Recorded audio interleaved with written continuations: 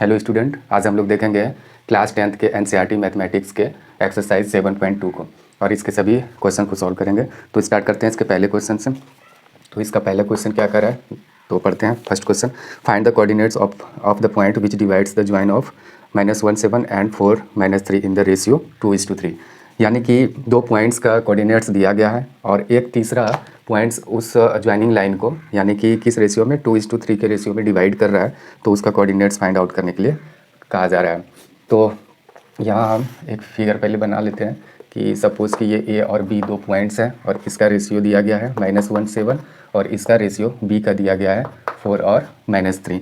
ऐसे तो एक ऐसे सपोज़ मान लें कि वो तीसरा जो पॉइंट है जिसका कोऑर्डिनेट्स पूछा गया है वो सी है, उसका कोऑर्डिनेट्स हम लोगों को निकालना है और वो है उसका कोऑर्डिनेट्स XY अभी मान के चलते हैं। और ये जो ए सी ऐसा भी दिया गया है कि ये ए C is to C B क्या रेशियो है 2:3। ऐसा दिया गया है कि ये जो पॉइंट सी है, ये जो ज्वाइनिंग लाइन है यानी कि ए बी लाइन को सी पॉइंट किस रेशियो में डिवाइड कर रहा है 2:3 के रेशियो में, यानी कि ए C is to C B कितना है इक्वल टू 2:3 के रेशियो में है। तो इसका कोऑर्डिनेट्स निकालना है। तो हम लोग पहले ही इस चैप्टर्स के समरी में पढ़ चुके हैं। क्या पढ़े हैं कि सेक्शन फार्मूला पढ़े हैं। सेक्शन फार्मूला में ये था कि ये x1 और y1 एक पॉइंट है और b एक कोई सपोज ये यानी कि x2 और y2 इसका कोऑर्डिनेट्स है और कोई c points x y coordinates वाले इसको डिवाइड कर रहे हैं m:n के रेशियो में। ठीक ऐसा, तो ये c का कोऑर्डिनेट्स हम लोगों को निकालने के लिए कहा गया था। c x y का कोऑर्डिनेट्स हम लोग ऐसे निकालते थे m(x2) और plus n(x1) whole upon m+n, ये फॉर्मूला होता है। और ये x कोऑर्डिनेट्स हो गया c का और y कोऑर्डिनेट्स का अगर देखें तो m(y2) plus n(y1) whole upon m+n। तो ये हम लोग देख चुके हैं। ये इस तरह का सेक्शन फार्मूला होता है। तो इसी सेक्शन फार्मूला के अकॉर्डिंग हम लोग निकालेंगे, इसी फार्मूला का यूज़ करके ये c का कोऑर्डिनेट्स। तो स्टार्ट करते हैं। यहाँ c का अगर निकालना है तो ये मेरा x1 y1 है, ये x2 y2 है और ये तो कोऑर्डिनेट्स निकालना ही है। यहाँ m ये हो जाएगा और n ये हो जाएगा। कई बुक में शायद एनसीईआरटी में ही है, इसको m1 m2 भी माना जाता है। वैसे इस बुक में देख लेते हैं किस तरीके का दिया गया है। हाँ, इसी में m1 m2 भी माना जाता है। जैसे कि ये m1 इसको m2 जैसे भी माने उससे कोई फ़र्क नहीं पड़ने वाला है। तो बाय यूजिंग सेक्शन फार्मूला, ये सेक्शन फार्मूला ऐसे कर सकते हैं कि हम लोग किसका यानी कि सी का कोऑर्डिनेट्स निकालना है। तो एक्स वाई अगर निकालना है तो हम लोग फार्मूला भी पहले रख सकते हैं m(x2), यहाँ लिख ले पहले कि x1 y1 कौन सा है, x2 y2 कौन सा है, तो ज़्यादा ठीक रहेगा। n(x1) होल अपॉन m+n और कोमा उसके बाद m(y2) plus n(y1) whole upon m+n। तो ऐसे कर सकते हैं। तो ये m मेरा कितना है 2 है, 2 इंटू x2, x1 ये तो x1 ये है, ये x1 है, ये y1 है, ये x2 है और ये y2 है। तो हमको क्या रखना है, तो x2 रखना है। तो x2 क्या है 4 है और प्लस n क्या है, n यहाँ देख सकते हैं 3 है, तो 3 इंटू x1 क्या है, x1 का वैल्यू -1 है तो -1 रखेंगे यहाँ होल अपॉन 2 + 3 m(n) का वैल्यू यही है। फिर m का 2 इंटू y2 का अगर वैल्यू देखें तो -3 है, -3 और प्लस n का क्या है 3 और y1 का क्या वैल्यू है 7, यहाँ 7 रखेंगे होल अपॉन क्या लिखेंगे 2 + 3। इस तरीके से फर्दर इसको प्रोसेस करेंगे। क्या हो जाएगा इधर देख लेते हैं, ये 8 हो गया 8 और ये -3 और ये रहा 5 और इधर अगर देखें तो -6 और प्लस 21 और ये होल अपॉन 5। तो ये 5 अपॉन 5 हो जाएगा तो क्या 1 हो जाएगा और इसमें अगर देखें तो क्या हो जाएगा 15 हो जाएगा, 15 अपॉन 5 यानी कि 3, तो 1 और 3 आ रहा है। यही हम लोगों का आंसर हो गया, यही आंसर हुआ। Coordinates of the required point is 1 and 3। तो कोऑर्डिनेट हम लोग निकाल दिए इस पॉइंट का, यानी कि ये जो दो पॉइंट्स दिया गया था उसको ज्वाइनिंग करने वाले जो लाइन है यानी ज्वाइन करने वाले जो लाइन है उस पर एक का पॉइंट सी है, उसका कोऑर्डिनेट्स निकाल दिए। ये सी पॉइंट्स इस लाइन को किस रेशियो में डिवाइड कर रहा है 2:3 के रेशियो में। तो ये सेक्शन फार्मूला का यूज करके हम लोग कर लिए। इंटरनल डिवीज़न हो रहा है यहाँ, यानी कि कोई भी लाइन अंदर से अगर डिवाइड हो, अगर कोई पॉइंट्स अगर उसको एक्सटर्नली डिवाइड करे तो उसका एक फार्मूला माइनस वाला होता है, हम लोग पढ़ चुके हैं। ठीक, अब देखते हैं दूसरा number question. Find the coordinates of the points find the coordinates of the point of trisection of line segment joining. अच्छा, इसमें ये दिया गया है कि दो पॉइंट्स है, पॉइंट्स का भी नाम लिख लेते हैं हम, एक ये और एक बी पॉइंट ले लेते हैं -2 और -3। ठीक, इसका कोऑर्डिनेट्स है। और इसमें find the coordinates of the point of trisection of the line segment. ये जो दो पॉइंट्स है और इसको जो लाइन सेगमेंट से मिलाया है ये, तो ऐसा दो पॉइंट्स, अच्छा इसको ट्राइसेक्शन यानी इक्वल पार्ट्स में 3 भागों में बांटना हो तो कितने पॉइंट्स लेना होगा? 2 पॉइंट्स लेना होगा। जैसे ये एक सेक्शन हुआ, दूसरा सेक्शन तीसरा सेक्शन। यहाँ इसमें ये कहा गया कि find the coordinates of point of trisection का कोऑर्डिनेट्स निकालना है। तो एक लाइन को 3 बराबर भागों में बांटने के लिए हम लोगों को 2 पॉइंट्स की ज़रूरत है, तब ये 3 सेक्शन में डिवाइड हो जाएगा ट्राइसेक्शन में। तो ये ए है, ये बी है, तो इसको अगर हम सी ले लें, इसको अगर डी ले लें तो ये ट्राइसेक्शन तो हो जाएगा, 1 सेक्शन 2 सेक्शन और ये 3 सेक्शन। ठीक, तो इस केस में कहा गया है कि इसका कोऑर्डिनेट्स निकालें, इसका और इसका, और कुछ इसमें कोई इन्फॉर्मेशन इसमें मेंशन नहीं किया गया है। तो हम ऐसे लिख सकते हैं कि let point C and D ऐसे divide the line segment A B को, यानी कि let point C and D divide the line segment A B in equal 3 parts. मान लेते हैं कि ये इक्वल 3 पार्ट्स में इसको डिवाइड करेगा। तो देन तब क्या होगा, ये जो C है ये ए सी इज टू सी बी क्या किस रेशियो में डिवाइड करेगा? अच्छा, ये पॉइंट्स 3 भागों में इसको डिवाइड कर रहा है, ये लाइन सेगमेंट ए बी को। तो C कितने रेशियो में यानी ए बी को डिवाइड कर रहा है, इसको अभी नहीं देखना। C अगर देखें तो ये एक पार्ट है, एक ये पार्ट है, एक ये पार्ट है, इक्वल पार्ट। तो ये एक इक्वल पार्ट इधर हो गया, यानी ये 1, और ये इधर कितना इक्वल पार्ट हुआ 2। तो यानी कि ये किस रेशियो में डिवाइड कर रहा है, यानी कि 1:2 के रेशियो में, 1:2 के रेशियो में। एंड अगर देखें ये डी पॉइंट ए बी को कितने यानी कि रेशियो में, किस रेशियो में डिवाइड कर रहा है? तो ये वाला करेगा इधर एक पार्ट 2 पार्ट इधर हो गया, ए से डी तक, यानी ए डी इज टू, अगर डी बी देखें तो किस रेशियो में डिवाइड कर रहा है? 2:1 के रेशियो में डिवाइड कर रहा है। ठीक, तो हम लोग इसका और इसका कोऑर्डिनेट्स फाइंड आउट कर सकते हैं वही सेक्शन फार्मूला के अकॉर्डिंग। कैसे? तो ये तो x1 y1 है ही, ये x2 y2 है ही। अगर C की बात करें तो ये इस लाइन सेगमेंट को किस रेशियो में डिवाइड कर रहे हैं?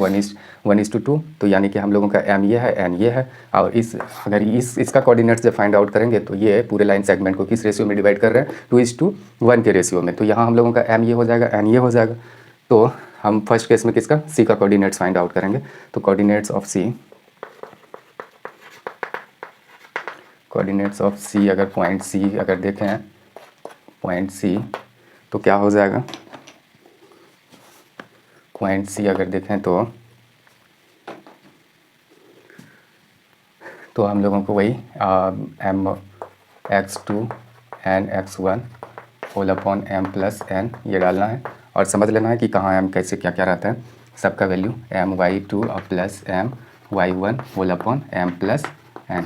ये ऐसे हम लोग कर सकते हैं, इस पर इसका वैल्यू हम लोग पुट करके निकाल सकते हैं। तो यहाँ जगह कम है तो इसको इरेज कर लेते हैं, उसके बाद देखते हैं। यहाँ इसका वैल्यू पुट करते हैं तो ये m यानी कि ये हो गया 1:2, तो m तो हम लोगों का 1 है, और उसके बाद क्या रखना है? x2 x1 ये y1 है, x2 तो हम लोगों का ये है, अब प्लस n क्या है? 2, x1 क्या है? 4 होल अपॉन यानी 1 + 2, ये m + 1 रखे हैं। और यहाँ अगर देखें तो फिर क्या है? my2, m तो हम लोगों का 1 है, y1 यहाँ है, y2 ये है, तो -3 है, अब प्लस क्या हो जाएगा? 2 इंटू यानी n इंटू, सॉरी यहाँ m यहाँ n यहाँ रखना है, n हम लोगों को, अच्छा वहाँ n रखना है, तो n तो हम लोग 2 रख दिए, ये 2 है। अच्छा उसके बाद क्या रखना है? y1, तो x1 y1 है -1 हम लोगों का, -1 रख दिए। उसके बाद फिर यानी कि ये 1 + 2 m + 1 का ही वैल्यू रख रहे हैं।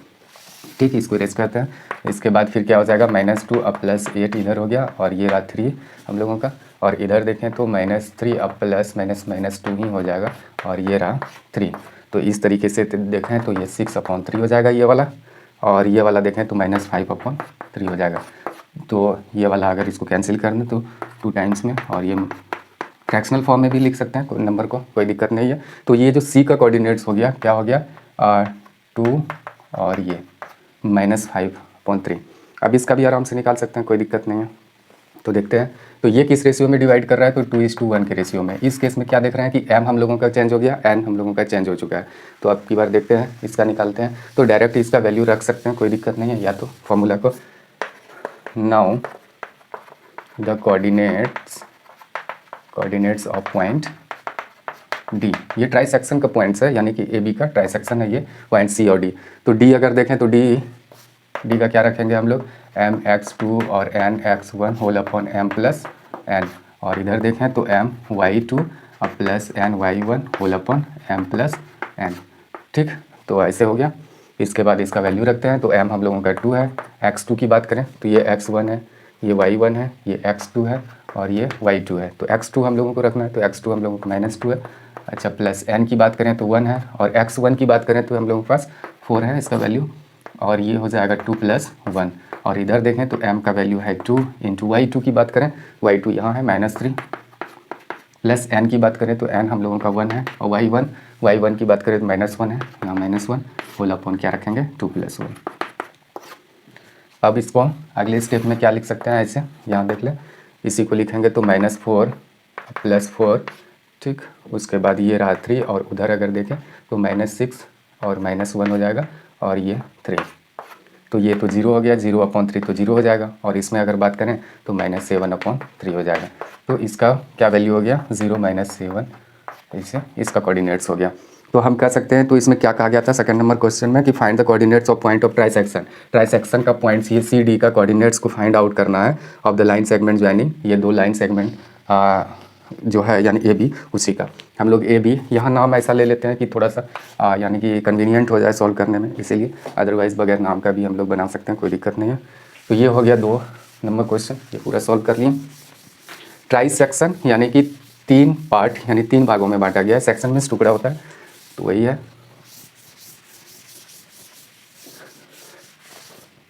अब की बार देखते हैं अगले क्वेश्चन को। 3 नंबर क्वेश्चन अपनी टेक्स्ट बुक में देख सकते हैं। To conduct sports day activities in your rectangular shaped school ground ABCD, lines have been drawn with chalk powder at the distance of 1 meter each. 100 flower spots have been placed at a distance of 1 meter from each other along AD, as shown in figure 7.12. Niharika runs 1/4 of the distance AD on the second line and posts a green flag. Preet runs 1/5 the distance AD on the 8th line and posts a red flag. What is the distance between both the flags? If the Rasmi has to post a blue flag exactly halfway between the line segments joining the two flags, where should she post her flag? तो इसमें पहले question को समझ लेते हैं क्या है। एक स्पोर्ट्स डे एक्टिविटी एक rectangular shaped school ground ABCD पे होना है। हम पहले इसको बना के पहले क्वेश्चन को समझने की कोशिश करते हैं क्या कहा गया है। जैसे कि ये एक रेक्टेंगुलर शेप है, यहाँ स्क्वायर थोड़ा सा दिखने लगा है। रेक्टेंगुलर शेप का यानी कि एक स्कूल ग्राउंड है ABCD। हम यहाँ A लेते हैं, B लेते हैं, C लेते हैं और D लेते हैं, ठीक। अच्छा, इसमें बहुत सारे लाइंस बनाए गए हैं, जैसे कि सब ये लाइन देख रहे हैं, ये वाला लाइन, ऐसे ऐसे करके बहुत सारी लाइंस है, यानी 1 2 3 4 5 6 एंड सो ऑन, बहुत सारे हैं, लेकिन इसमें 10 शो किया गया है। अच्छा, उसके बाद फिर यहाँ अगर ऐसे कहा जाए क्या है, lines have been drawn with chalk powder से ये लाइंस को बनाया गया है।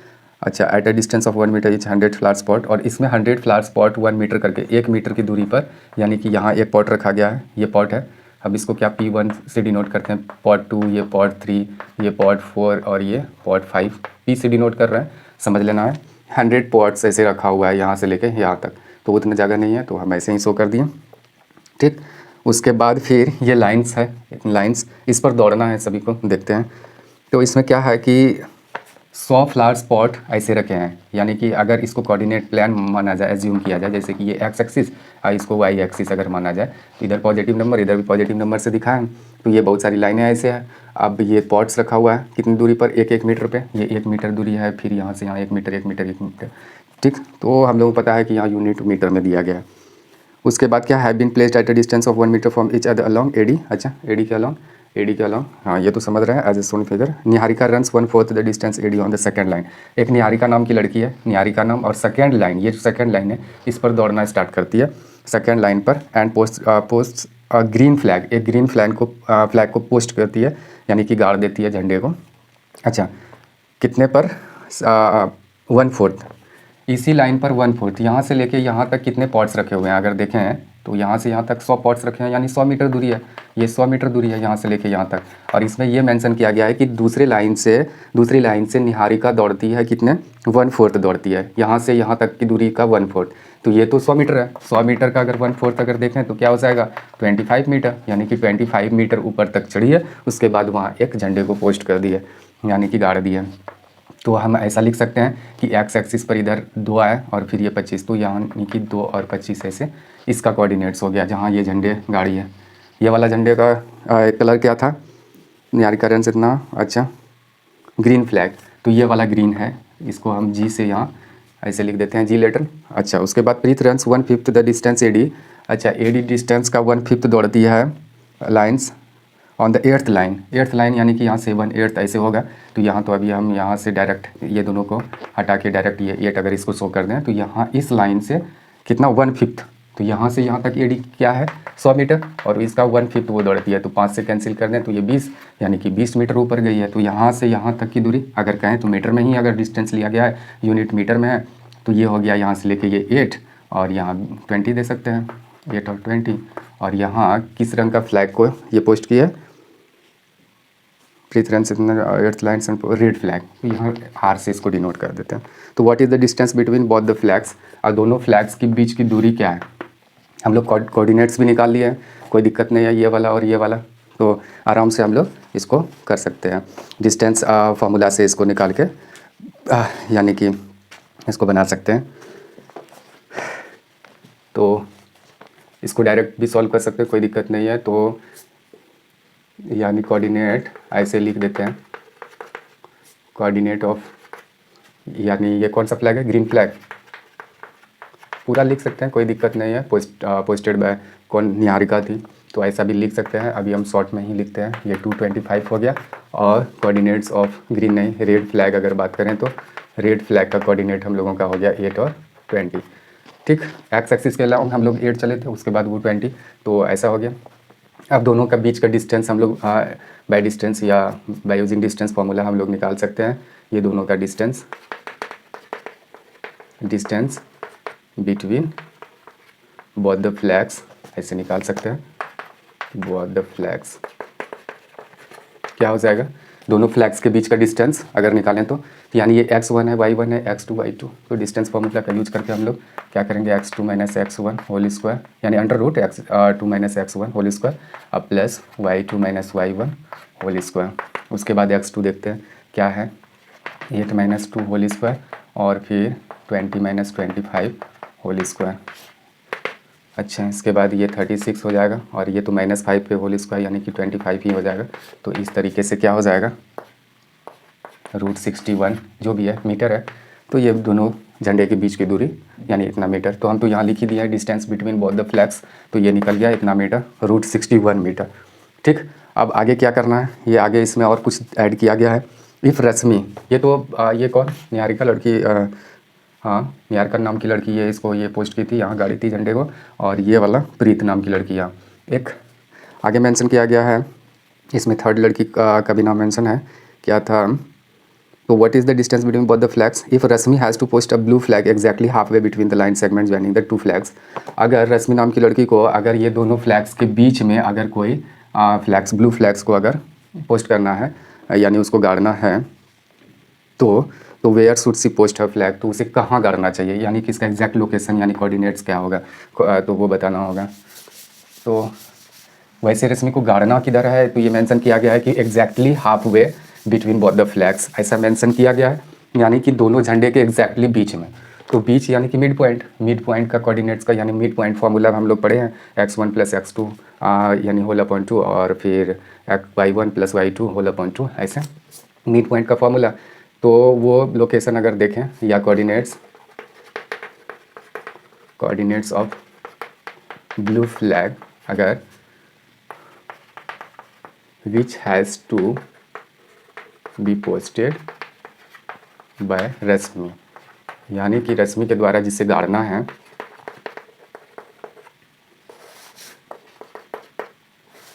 कहाँ गाड़ना है, ब्लू फ्लैग तो मेंशन कर दिए। अच्छा ब्लू फ्लैग एग्जैक्टली हाफ वे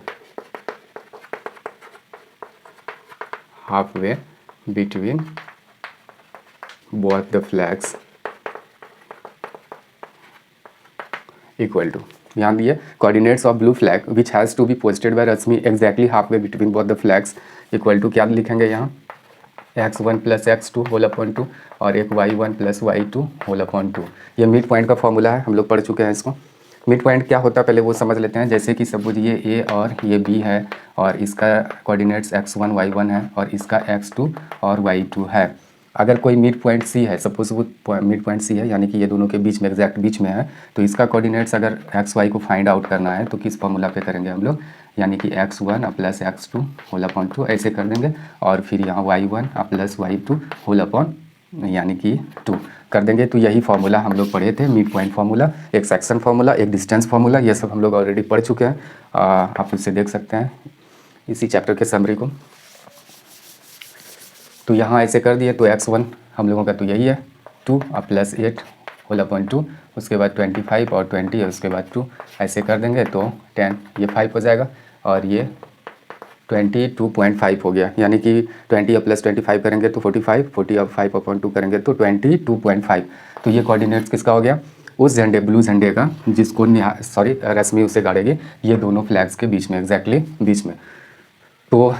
तो ऐसा लास्ट में पूछा गया था कि रश्मि को यानी कि कहाँ गाड़ना चाहिए, तो हम ऐसा लिख सकते हैं कि where should she post her flag, तो हैंस कर सकते हैं कि Rashmi should post her flag on इतने, ये नंबर को मेंशन कर देंगे। तो यही हम लोगों का आंसर हो गया। दो आंसर वैसे, ये दोनों का डिस्टेंस भी निकल गया, साथ साथ में रश्मि को किस पॉइंट पे यानी घंटे को पोस्ट करना है वो भी निकाल दिए। अब बढ़ते हैं अगले क्वेश्चन की तरफ।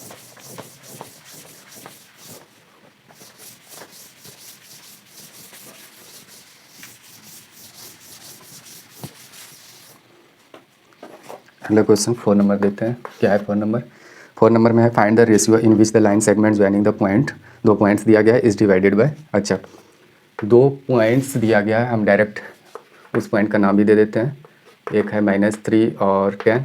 अच्छा एक बी पॉइंट भी मेंशन किया गया है, उसका है 6 और -8। अच्छा एक तीसरा भी पॉइंट है जिसका कोऑर्डिनेट्स सी ले लेते हैं, सी पॉइंट उसको मान लेते हैं, उसका कोऑर्डिनेट्स -1 और 6 है। तो पूछा गया है कि ये जो पॉइंट सी है इस लाइन सेगमेंट ए बी को किस रेशियो में डिवाइड कर रहा है, वो हम लोगों को निकालना है। फिर से पढ़ते हैं कि find the ratio in which the line segment joining the points, ये और ये पॉइंट्स के द्वारा ये जो ज्वाइन किया गया है लाइन, उसको ये पॉइंट्स यानी कि -1 और 6 किस रेशियो में डिवाइड कर रहा है इज, तो सेगमेंट ज्वाइनिंग द पॉइंट्स दोनों -3 10 एंड 6 -8 इज डिवाइडेड बाय -1 6। यहाँ हम लोगों को बस इतना समझना है कि 2 पॉइंट्स हैं और ये दोनों पॉइंट्स को जोड़ा गया है। इस लाइन पर एक अदर पॉइंट्स है, वो पॉइंट सी है, उसका कोऑर्डिनेट्स दिया गया है और फिर हम लोगों को निकालना है ये कि ए C is to C B बराबर व्हाट इक्वल टू व्हाट, यानी कि इतना और इतना का रेशियो, यानी ये दोनों का रेशियो निकालना। तो अब क्या करें, यहाँ तो x1 y1 मान लेंगे, ये x2 y2 है ये भी मान लेंगे और सेक्शन फार्मूला का यूज करके ही दिखाएंगे कि सी का कोऑर्डिनेट्स अभी हम लोगों को ऐसे कर सकते हैं बाय सेक्शन फार्मूला, यानी सेक्शन फार्मूला के द्वारा हम ऐसा कर सकते हैं कि सी का जो कोऑर्डिनेट्स होने वाला है -1 और 6, ये जो कोऑर्डिनेट्स है, ठीक, या तो ऐसे ही लिख देते हैं कोऑर्डिनेट्स ऑफ पॉइंट सी, पहले लिख दिया हम वर्ड्स में लिख दिया कि कोऑर्डिनेट्स ऑफ पॉइंट सी का जो कोऑर्डिनेट्स होगा कैसे होगा, वही फार्मूला को रखेंगे जैसे होता है m x2 n x1 whole upon m plus n, ऐसे ही होता है। अच्छा इसमें कॉमा प्लेस करना है, फिर m y2 plus n y1 whole upon m plus n। यहाँ आप लोग m1 m2 भी लिख सकते हैं, m1 m2, यहाँ m लिए हैं तो यहाँ m1 m2 ऐसे लिख सकते हैं, क्योंकि एनसीईआरटी बुक्स में ऐसा ही दिया है, कई बुक्स में इस तरह का भी रहता है, तो हम m प्लस n लेते हैं कि दोनों अलग थोड़ा सा दिखे। अच्छा बाय सेक्शन फार्मूला ऐसा हम लिख सकते हैं, फिर इसको और करके लिख सकते हैं कि ये तो हम लोगों को पता है क्या है -1 और 6 है, ठीक। इसके बाद देखें इक्वल टू, अगर इधर की बात करें तो सब m तो हमको पता नहीं है लेकिन x2 पता है, ये रहा x1 ये y1 और ये रहा x2 और ये y2, हमेशा ये दोनों नंबर को के बीच में कोमा प्लेस कर दें।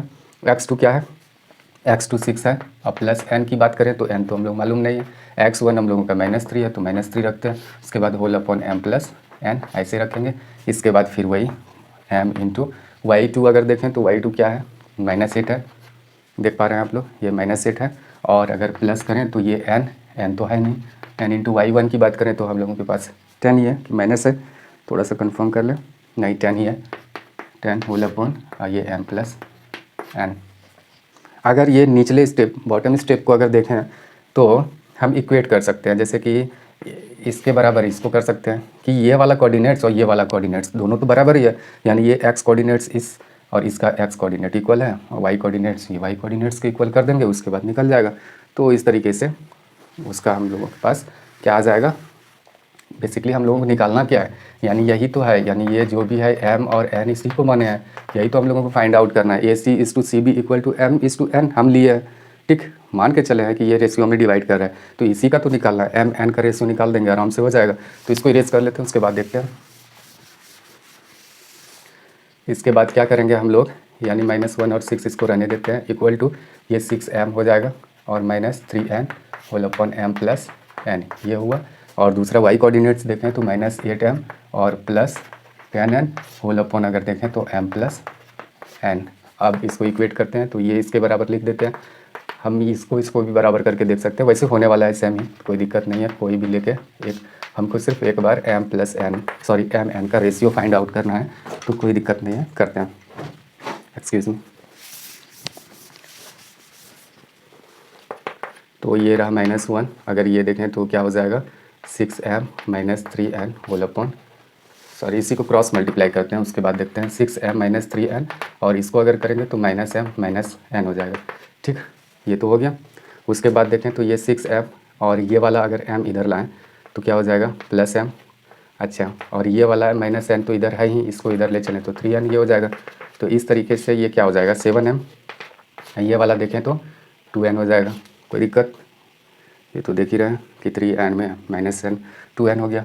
अच्छा, अगले स्टेप में अगर इसी को देखें तो ये 2 या m इसको रहने देते हैं और n को इधर ले आते हैं, ये 2 इधर, ये और ये 7 को इधर, ये क्या किए, इसको इधर ले आए हैं बस, और कुछ नहीं किए हैं। कई लोग इसमें कंफ्यूज कर जाते हैं कि ये क्या कैसे हो गया ये वाला, तो थोड़ा सा समझ लेते हैं, इसको सिंप्लीफाई करते हैं, ये कैसे हुआ। अगर ये 7m है, 7m इक्वल टू क्या है 2n, तो इसको m इक्वल टू ये तो मल्टीप्लाई में उधर जाएगा तो डिवाइड में होगा, हाँ या ना, ये डिवाइड में, और ये मल्टीप्लाई में अगर वो आए इधर तो क्या हो जाएगा इसके डिवाइड में हो जाएगा, तो ये ऐसे हो जाएगा। अब क्रॉस मल्टीप्लाई करके भी देख सकते हैं 7m इक्वल टू 2n, तो इसमें कोई दिक्कत नहीं है, हम डायरेक्ट भी लिख सकते हैं यहाँ से। तो क्या लिखना था हम लोगों को कि m upon n equal to 2/7, ऐसे ही लिखना है, तो 2/7 हो गया। इसी को रेशियो के फॉर्म में अगर लिखना है तो m/n इक्वल 2:7, तो ये हो गया।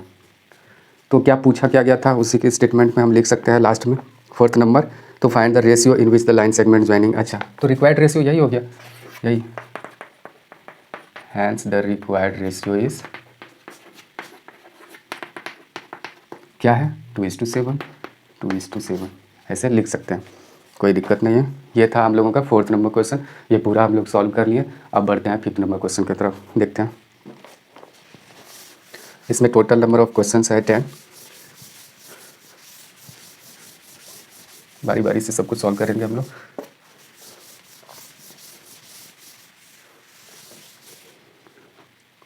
फोर्थ के बाद 5th नंबर क्वेश्चन पढ़ते हैं। Find the ratio in which the line segment joining A और B is divided by x axis, also find the coordinates of the point of division. अच्छा, यहाँ 2 पॉइंट्स दिए हैं ए और बी, ठीक, ए बी अगर दिया गया है, ए का क्या है कोऑर्डिनेट्स ये दिया गया है और बी का कोऑर्डिनेट्स ये दिया गया है। कहते हैं find the ratio in which the line segment joining, यानी ए बी जो लाइन सेगमेंट से जुड़ा हुआ है, तो एक ऐसा is divided by the X axis से ये डिवाइडेड है।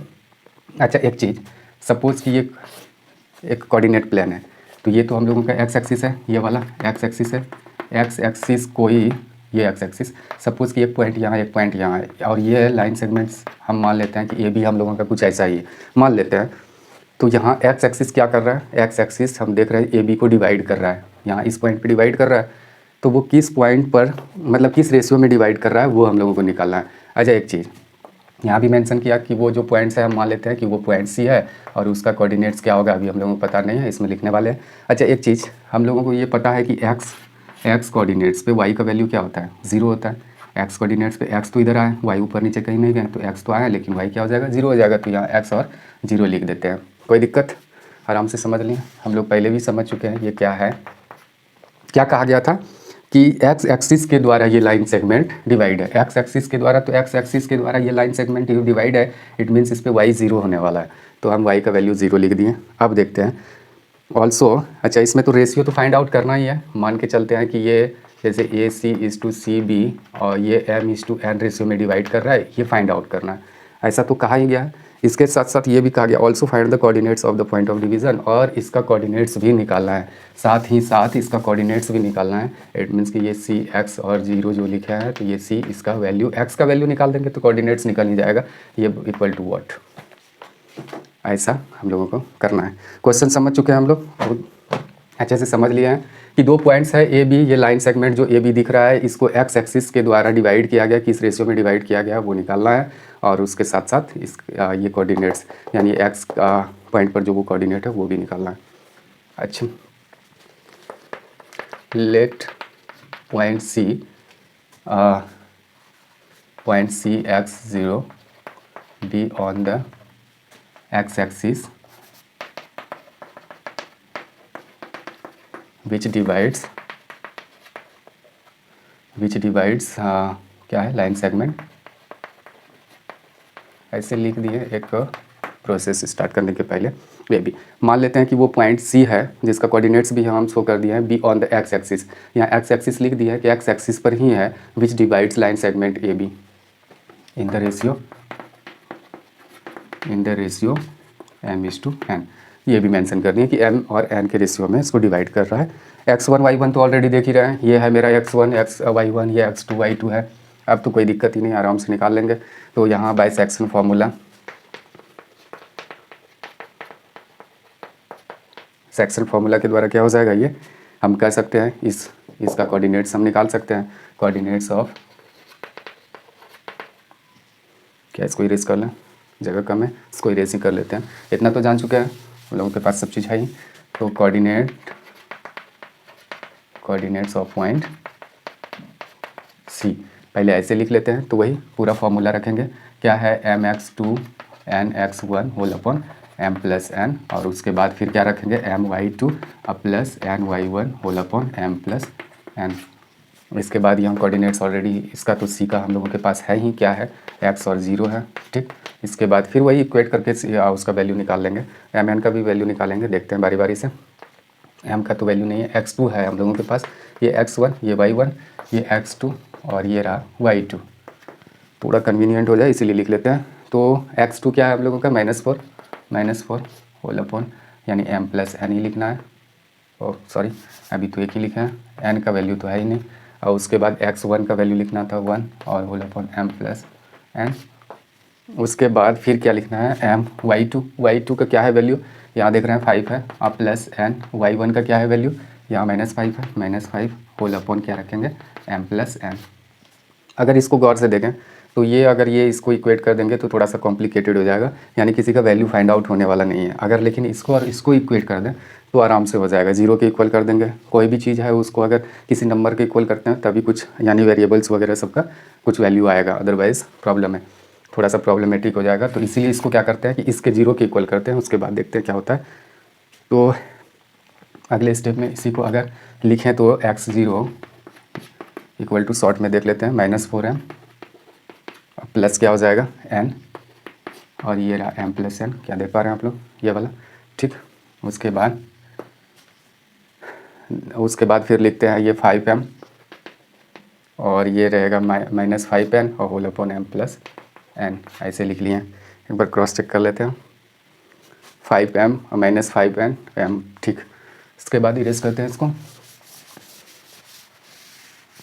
हम लोगों को पता ही है क्या क्या फाइंड आउट करना है। तो यहाँ हम अगर देखें तो इसको 0 के इक्वल करते हैं, ये वाले पीछे वाले, यानी y कोऑर्डिनेट्स, ये दोनों जो पॉइंट्स है दोनों का y कोऑर्डिनेट्स इक्वल कर देते हैं। 0 इक्वल टू हम लिख सकते हैं 5m -5n whole upon m plus n, cross multiply करेंगे तो ये वाला 0 हो जाएगा, 5m -5n इक्वल टू 0 हो जाएगा, और इस तरीके से 5m और ये हो जाएगा इक्वल टू 5n। अगर इसको देखें तो m upon n equal to 5.5, तो इस तरीके से क्या हो जाएगा m upon n equal to 1:1, ये हो गया हम लोगों का ratio.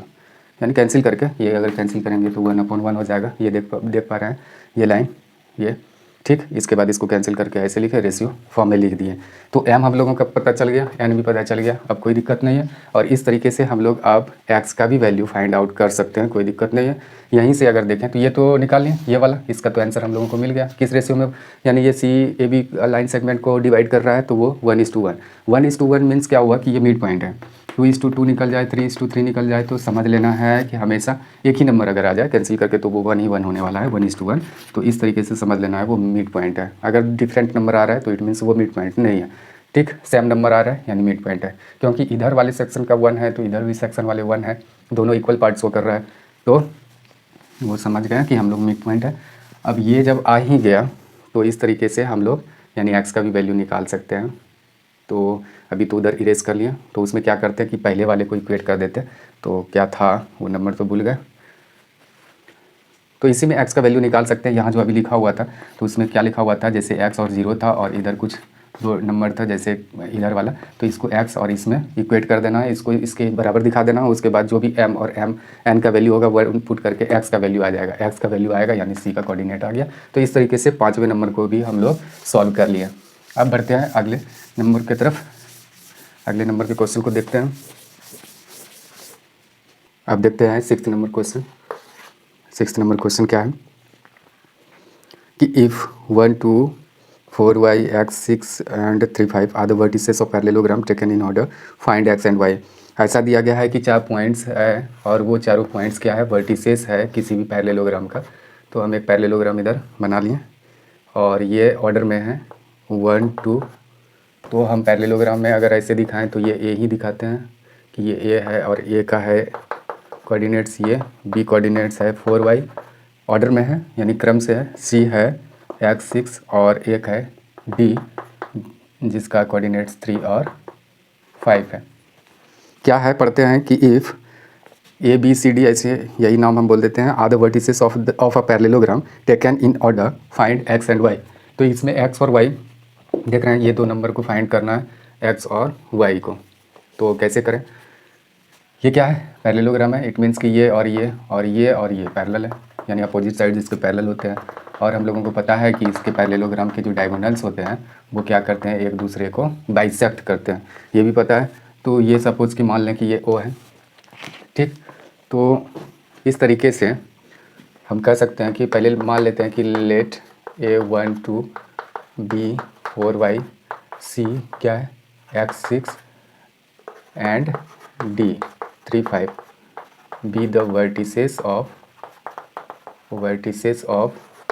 Parallelogram A B C D, ये मान लिए, एंड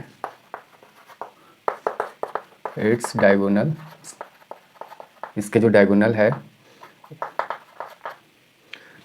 बाइसेक्ट करते हैं, ये तो पता ही है। तो यहाँ लिख देते हैं कि bisect each other at point O।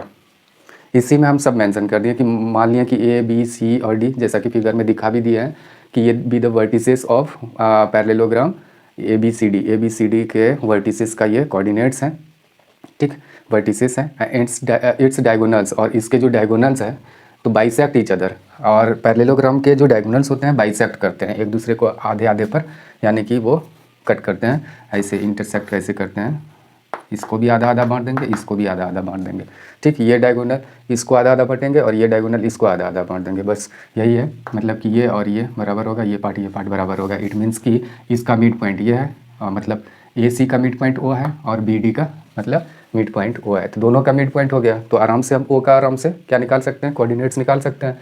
अच्छा, तो ये अगर है तो देन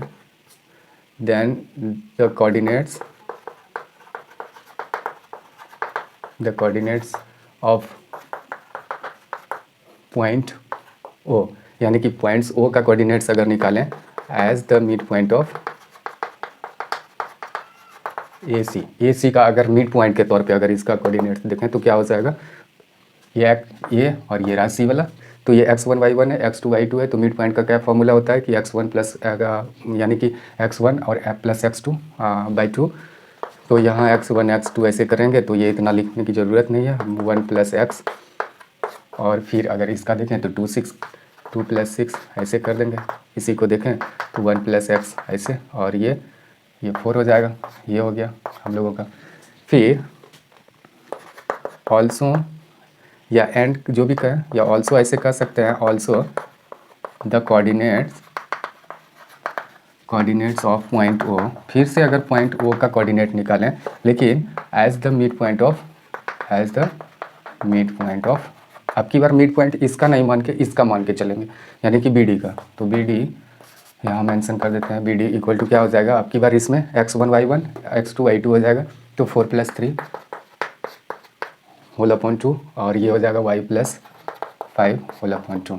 ऐसे कर सकते हैं y + 5 होल अपॉन 2। तो ये हो गया। इसको इक्वेशन फर्स्ट और इसको इक्वेशन सेकंड मान लें। अगर गौर से देखें तो ये जो पॉइंट O है, तो इसी का कोऑर्डिनेट्स यहाँ भी निकाले हैं, उसी का कोऑर्डिनेट्स यहाँ भी निकाले हैं, यानी एक ही चीज़ है। ये वाला चीज़ जो देख रहे हैं, इसी को थोड़ा सा सिंप्लीफाई कर दें तो ये क्या हो जाएगा 7/2 हो जाएगा, 7/2, और ये y + 5/2 ऐसे हो गया। तो ये इसको इक्वेशन सेकंड मान के चलते हैं। तो ये दोनों में देख रहे हैं कि एक ही पॉइंट्स का दोनों कोऑर्डिनेट्स है, इट मीन्स कि दोनों इक्वल है, बराबर है। तो from equation first and second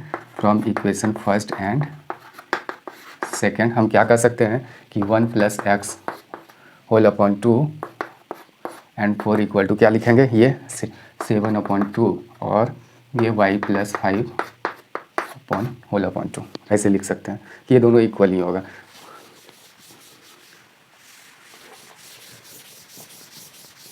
तो फिर अगर इसी को यहाँ फर्दर प्रोसेस करें तो क्या हो जाएगा, इसके बराबर इसको दिखा देते हैं, इसके बराबर इसको दिखा देते हैं, क्योंकि दोनों तरफ का कोऑर्डिनेट्स इक्वल है। तो 1 + x whole upon 2 equal to 7/2 करें, 2 कैंसिल, देयरफॉर x अगर देखें तो क्या हो जाएगा 7 - 1 = 6 हो गया। ये हो गया। एंड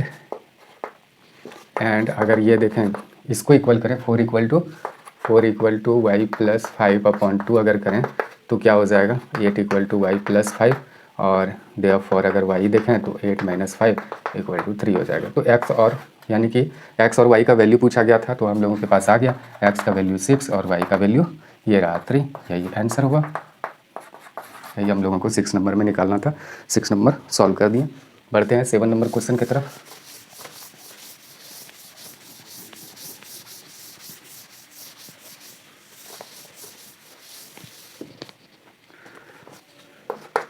सेवन नंबर, तो find the coordinates of point A where A B is the diameter of a circle whose centre is अच्छा एंड बी इज नो। दिया गया है, क्या क्या दिया गया है कि एक सर्कल है, इसका एक डायमीटर है, डायमीटर ए बी है। तो point find the coordinates of point A where A B is the diameter. A B एक डायमीटर है ए का, यानी कि हम लोगों को निकालना है, क्या निकालना है, कोऑर्डिनेट्स एक्स वाई नहीं पता है हम लोगों को। फिर सर्कल हुज सेंटर का भी ये सब कुछ सेंटर का दिया गया है 2 - 3, और बी का कोऑर्डिनेट्स दिया गया है ये 1 और 4 ऐसा है।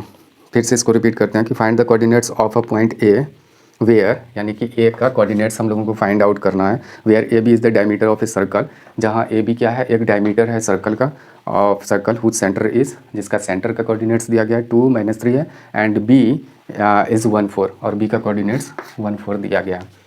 तो हम लोगों को ये निकालना होगा ए का कोऑर्डिनेट्स। तो यहाँ क्या करेंगे, तो किसी भी सर्कल का जो सेंटर होता है वो डायमीटर का मिड पॉइंट होता है। कोई भी सर्कल अगर ड्रॉ कर लें तो उसमें जो भी डायमीटर हो, चाहे जितने डायमीटर खींचें, तो ये जो पॉइंट है ये वाला सेंटर, तो डायमीटर का मिड पॉइंट होता है। ये डायमीटर का मिड पॉइंट होगा, ये डायमीटर का मिड पॉइंट होगा, ये ठीक।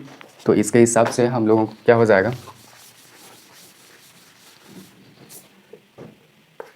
we know that the center of a circle, एक सर्कल का जो सेंटर होता है is the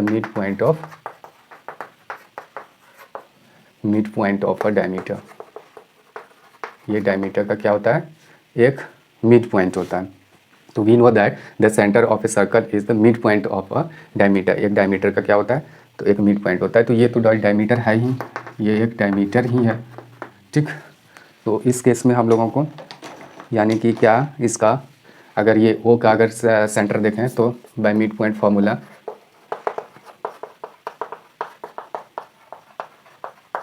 mid point formula के अकॉर्डिंग हम क्या कर सकते हैं, यानी कि कोऑर्डिनेट्स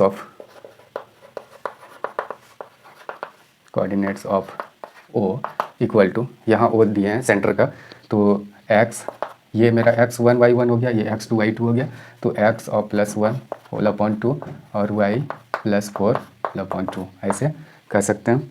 इसके बाद अगर देखें तो अगले स्टेप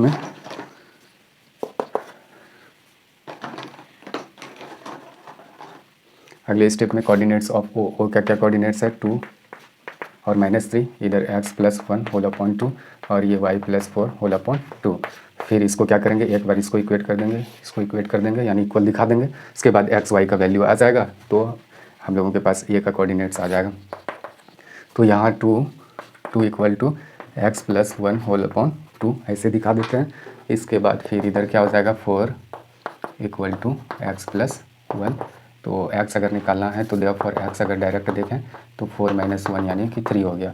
अच्छा, और फिर अगले स्टेप में अगर देखें तो अगले स्टेप में क्या हो जाएगा, फिर से इसको -3 इक्वल टू कर देते हैं ये वाला y +4 होल अपॉन 2, तो ये हो जाएगा हम लोगों का -6 इक्वल टू y +4, और ये हो जाएगा -6 और +4 इक्वल टू y, तो y का वैल्यू आ गया हम लोगों के पास -2। तो x का भी वैल्यू आ गया, y का भी वैल्यू आ गया, और इस तरीके से हम लोगों का कोऑर्डिनेट्स ए का कोऑर्डिनेट्स यानी क्या था, x और y और x y, और हम लोगों के पास x का वैल्यू आ गया 3 यानी a 3 और -2, यही आंसर हो गया। ये था 7 नंबर का क्वेश्चन। अब बढ़ते हैं 8 नंबर क्वेश्चन की तरफ। किसी भी सर्कल का जो सेंटर होता है वो डायमीटर का, उसी सर्कल के डायमीटर का मिड पॉइंट होता है, ये याद रखना है। अगला क्वेश्चन है कि इफ़ ए एंड बी दोनों का कोऑर्डिनेट्स दिया गया है पॉइंट्स ए बी का respectively, find the coordinates of P such that. अच्छा, ए बी का पहले हम लिख लेते हैं, यहाँ क्या क्या है। ए का कोऑर्डिनेट्स दिया गया है -2 -2, और बी का कोऑर्डिनेट्स भी दिया गया है 2 - 4। 8 नंबर क्वेश्चन यानी एक्सरसाइज 7.2 के 8 नंबर क्वेश्चन में ऐसा दिया गया है कि ए और बी का कोऑर्डिनेट्स कुछ है, find the coordinates of P. P का कोऑर्डिनेट्स हम लोगों को निकालना है सच दैट, और ऐसा भी दिया गया है, गिवन है क्या है कि A P equal to 3/7 A B, ऐसा है। यही लाइन पर ए बी लाइन सेगमेंट पर एक पी ऐसा पॉइंट है कि ऐसा दिया गया है, और हम लोगों को यानी कि P lies on the line segment A B ऐसा है। इफ़ ए बी का कोऑर्डिनेट्स यहाँ गिवन है, find the coordinates of P, P का कोऑर्डिनेट्स फाइंड आउट करना है such that A P in lies on the segment, ठीक। देखते हैं इसमें क्या कर सकते हैं। तो पहले इसका अगर कोऑर्डिनेट्स निकालना है तो लाइन सेगमेंट यानी सेगमेंट फार्मूला का यूज़ करके निकाल सकते हैं, लेकिन ये पी ए बी को किस रेशियो में डिवाइड कर रहा है वो रेशियो हम लोगों के पास नहीं है यहाँ। तो पहले देखते हैं कि ये क्या कर सकते हैं, ए पी और अगर इसको इधर ले आएँ ए बी, और ये रहा 3/7। ए पी क्या है, यहाँ से यहाँ तक, अगर ए बी की बात करें यहाँ से यहाँ तक, तो ए पी अगर यहाँ से यहाँ तक 3 है तो ए बी कितना पार्ट शो कर रहा है, यहाँ से यहाँ तक 7, यहाँ से यहाँ 3 और यहाँ से यहाँ 7, तो 3 माइनस कर दें तो ये वाला 4 पार्ट हो जाएगा। और नहीं तो यहाँ भी देख सकते हैं कि ए पी रहने देते हैं, ए बी के बदले हम क्या ए पी अब प्लस पी भी लिख सकते हैं, आराम से लिख सकते हैं।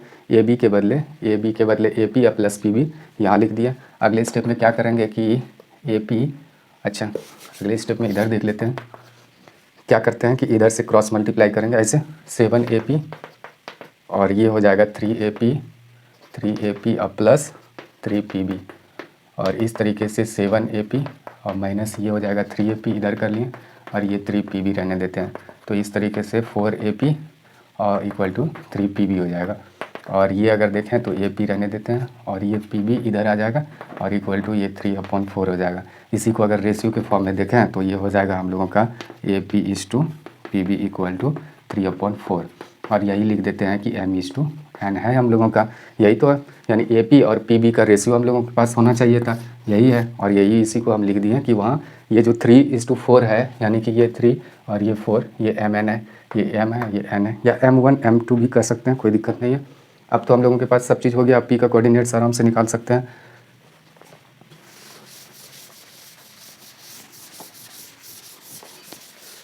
तो पी का कोऑर्डिनेट्स निकालने के लिए ये याद रखना है कि एम हम लोगों के पास 3 हो गया और एन हम लोगों के पास 4 हो गया। ये x1 है, ये y1 है और ये x2 है, ये y2 है। तो बाय सेक्शन फार्मूला या using section form, by using section formula, जैसे कहें by using section formula, section formula का यूज करके हम लोग क्या कर सकते हैं, coordinates of point P equal to क्या हो जाएगा, mx2 nx1 whole upon m plus n, और इधर इक्वल टू सॉरी इसके बगल में लिखते हैं m y2 plus n y1 whole upon m plus n। ये हो गया। आगे देखें तो m का क्या है वैल्यू, m का तो 3 है, x2 क्या है 2 है, n 4 है, x1 क्या है हम लोगों के पास -2 है, -2 रखते हैं होल अपॉन यानी कि 3 + 4, ये हो गया। ये वाला देखें तो m हम लोगों के पास 3 है, और y2 की बात करें तो y2 है -4 प्लस n की बात करें तो 4, और y1 की बात करें तो -2 है, -2 होल अपॉन यानी कि 3 + 4, ये वाला हो गया। अब देखते हैं,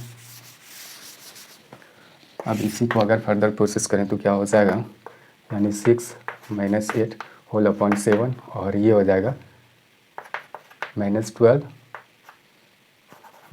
और प्लस माइनस माइनस है 8 होल अपॉन क्या हो जाएगा 7, ये -2/7 और ये -20/7। तो ये कोऑर्डिनेट्स आ गया, किसका कोऑर्डिनेट्स, वो पॉइंट P का जो लाइन सेगमेंट AB को डिवाइड कर रहा था। तो इफ़ A और B दिया गया था, respectively find the coordinates of P such that, और ऐसा कंडीशन भी उसमें लगाया गया था, and P lies on the segment AB।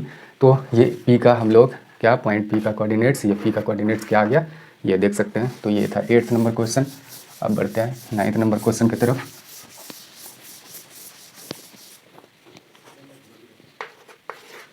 9th number है, find the coordinates of the points which divides the line segment joining into the 4 equal parts. यानी कि एक दो पॉइंट्स दिया गया है, दोनों का कोऑर्डिनेट्स है कुछ इस प्रकार, A और B का है 2 और 8, और A का था -2 और 2, और इसमें दो पॉइंट्स इस लाइन सेगमेंट AB को 3 पॉइंट्स, यानी कि इस AB लाइन सेगमेंट को 4 इक्वल पार्ट्स में डिवाइड कर रहा है। Find the coordinates of the point which divide the line segment joining A and B into 4 equal parts. अच्छा, इसको 4 इक्वल पार्ट्स में बदलने के लिए कितने पॉइंट्स की ज़रूरत है, तो यानी कि इसमें 1 2 अगर 3 दे दें, 3 पॉइंट्स की ज़रूरत है, तब इक्वल पार्ट्स 1 2 3 4 पार्ट्स में डिवाइड होगा। तो ये अगर पार्ट्स को अगर क्या AB तो है, इसको PQR पॉइंट अगर ऐसे कर दें, हम ऐसे लिख सकते हैं कि let points PQR and R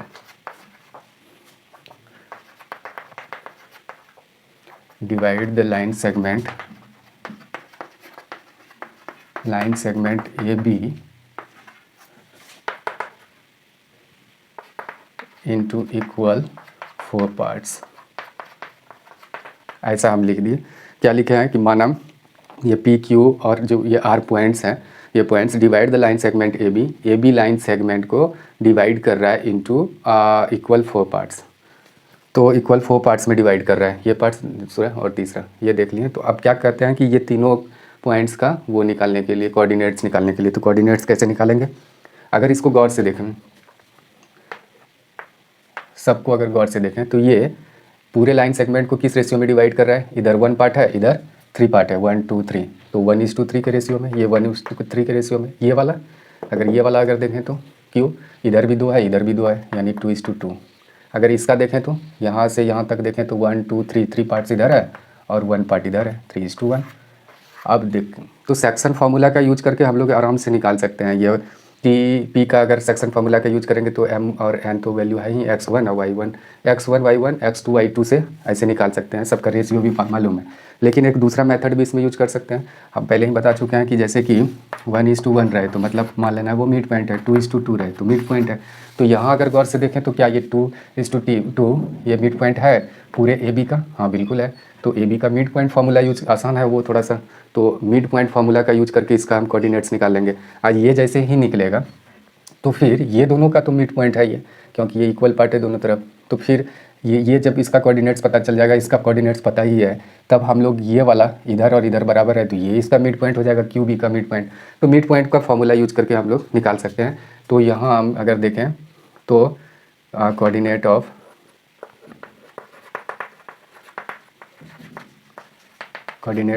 mid point Q of line segment A B. अगर A B coordinate of mid point Q किसका है? Of line segment A B का अगर मिड पॉइंट क्यू है तो उसका आराम से निकाल लेंगे। तो ये वाला रेशियो तो मतलब ही नहीं बनता है, इसको हटा देते हैं तो आराम से ये निकल जाएगा। तो x1 x2 को प्लस करके होल अपॉन 2 और फिर ये 2 + 8 करेंगे और ये 2, ऐसे ये 0 हो जाएगा और ये 5 हो जाएगा। अब इसका आ गया 0 5, ठीक, ये 0 हो गया, 8 + 2 10, 10/2 क्या हो जाएगा 5। तो इस तरीके से ये वाला निकल गया। अब इसी तरीके से फिर कोऑर्डिनेट ऑफ मिड पॉइंट, अब की बार P लेते हैं, ये P ये दोनों का मिड पॉइंट है, यानी AQ का मिड पॉइंट है, लाइन सेगमेंट AQ ऐसे लिख देते हैं। तो P का अगर निकालना हो तो ये x1 y1 हो जाएगा और ये x2 y2 हो जाएगा। तो -2 + 0 होल अपॉन 2 और ये हो जाएगा 2 + 5 होल अपॉन 2 और इस तरीके से -1 हो जाएगा और 7/2 हो जाएगा। ये क्या आ गया? -1 और 7/2 इसका आ गया। अब R का देखें तो ये भी आराम से निकल जाएगा। अब की बार इसमें क्या लिखते हैं? तो ये अब की बार लिखेंगे कि पॉइंट R का, यहाँ लिखते हैं coordinate of mid point R of line segment, अब की बार QB का, यहाँ सिर्फ QB डालते हैं, QB देख पा रहे हैं ये QB। तो QB का मिड पॉइंट है R, तो यहाँ इस केस में ये इसका कोऑर्डिनेट्स है, इसका भी कोऑर्डिनेट्स है ही, तो ये x1 y1 हो जाएगा, x2 y2। तो आराम से x1 + x2 करेंगे होल अपॉन 2 और फिर ये 5 + 8 करेंगे, 5 + 8 होल अपॉन 2, ऐसे हो जाएगा हम लोगों का 1 और ये 13/2। तो ये हो गया हम लोगों का 1 और 13/2 इसका कोऑर्डिनेट्स, किसका? पॉइंट R का। तो यही पूछा गया था कौन से नंबर में? 9th नंबर क्वेश्चन में, find the coordinates of point which divides the line segment joining A and B into 4 equal parts. तो 4 इक्वल पार्ट्स में यहाँ PQR यानी कि लाइन सेगमेंट AB को डिवाइड कर रहा है और तीनों का कर रहा है, और ये तीनों का लाइन से कोऑर्डिनेट्स भी फाइंड आउट कर दिए हैं। किस तरीके से हम लोग कर सकते हैं, यानी सेक्शन फार्मूला का भी यूज करके कर सकते हैं इस केस में, या तो मिड पॉइंट फार्मूला का भी यूज करके। तो मिड पॉइंट फार्मूला का थोड़ा सा इजी लगा, इसीलिए हम ये वाला फार्मूला अप्लाई किए थे। आगे देखते हैं लास्ट, इस एक्सरसाइज का last 10th number question, find the area of rhombus if it's vertices. एक रोम्बस है, रोम्बस कहते हैं किसको, पहले वो समझ लेते हैं। रोम्बस ऐसे क्वाड्रिलेटरल को कहते हैं जिसका यानी कि जिसके चारों साइड्स इक्वल हो और उसके जो डायगोनल्स होते हैं अनइक्वल होता है, डायगोनल्स इक्वल नहीं होता है, उसको रोम्बस कहते हैं। ये चारों साइड्स इक्वल होगा। एक और चीज़ होता है कि स्क्वायर, जिसके चारों साइड्स इक्वल होते हैं लेकिन इसके जो डायगोनल्स होते हैं वो भी इक्वल होता है, लेकिन ये तब स्क्वायर हो जाएगा अगर डायगोनल्स इक्वल होगा। अनइक्वल है इट मीन्स कि वो रोम्बस है। तो एक रोम्बस दिया गया है, find the area of a rhombus if the vertices, इसका वर्टिसेस दिया गया है, मान लेते हैं वो 3 0 ऑर्डर में ही दिया होगा। B का अगर देखें तो 4 5, C अगर देखें तो -1 4 है, अगर D का देखें तो D का -2 -1 है, ठीक, टेकन इन ऑर्डर। अच्छा, तो ऐसा कुछ है, इसका एरिया फाइंड आउट करना है। तो एरिया कैसे फाइंड आउट करेंगे? तो रोम्बस का एरिया जब भी निकालते हैं, ये रहा रोम्बस, इसमें दो डायगोनल्स होते हैं, एक को डायगोनल फर्स्ट एक को डायगोनल सेकंड कह सकते हैं। इसका एरिया जब भी निकलता है तो area equal to half into D1 into D2, ऐसा कह सकते हैं कि ये दोनों डायगोनल्स का जो मल्टीप्लिकेशन होता है उसके हाफ के बराबर, यानी उसके आधा क्या होता है, उसका एरिया निकल जाता है, हाफ से उसको मल्टीप्लाई कर देते हैं। तो यहाँ ये 3 0 है, सब तो दिया ही है, तो ये आराम से इसका हिंट भी दिया है बुक में। पहले इसके डायगोनल्स को निकाल लेते हैं। पहले मान लेते हैं कि लेट 3B क्या है 4 5 है और C क्या है -1 4 है, और एंड D क्या है, D का है -2 -1, क्या लिखें बी द वर्टिसेस